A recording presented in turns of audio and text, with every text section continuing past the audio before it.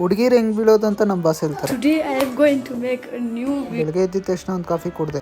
ಆಯಿತು. ಆಮೇಲೆ ನನ್ನ ಬ್ಯೂಟಿ ಮುಂದೆ ಸ್ಕೂಟಿ ಹೋಯ್ತಾ ಇತ್ತು. ಸ್ಕೂಟಿ ಮೇಲೆ ಆಂಟಿ ಕೂತಿತ್ತು.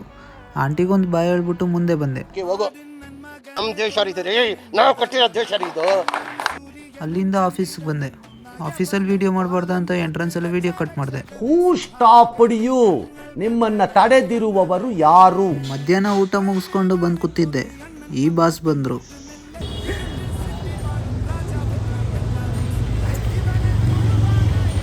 ನಾನು ಮಾಡಿಸ್ತೀನಿ, ವಿಡಿಯೋ ಮಾಡ್ಕೊಡ್ತೀಯಾ?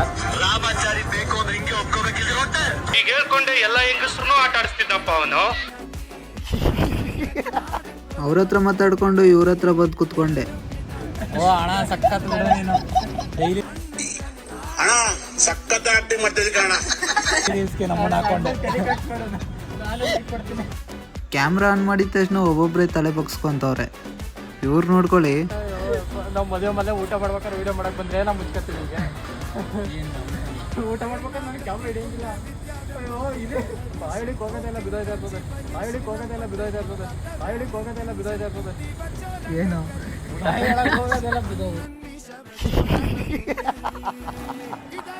ಹುಡುಗಿರು ಹೆಂಗ್ ಬೀಳ್ತಾರೆ ಅಂತ ಬಾಸ್ ಹೇಳ್ತಾರೆ ನೋಡಿ. ನೀನಪ್ಪ ನೀನು ಹೇಳಿದ್ದು. ಯಾರು ಹೇಳಿದ್ದು? ಅದೆಲ್ಲ ಕಲೆಗಳಿಗೆ ಏನಾಗುತ್ತೆ ಗಾಯ್ಸ್ ನೋಡ್ತಾ ಇರಿ. ಇವ್ರು ಒಂದು ಆಗಂಗಿದೆ.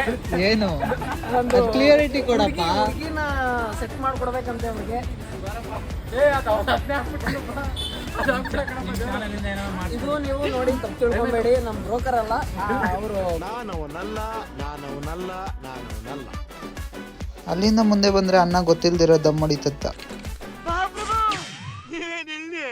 ಹಂಗೆ ನಾನು ಒಂದು ಜ್ಯೂಸ್ ಕುಡ್ಕೊಂಡು ಅವ್ರ ಹತ್ರ ಮಾತಾಡ್ಕೊಂಡು ನಿಂತಿದ್ದೆ. ಆಮೇಲೆ ಆಫೀಸ್ ಕ್ಲೋಸ್ ಆಯಿತು.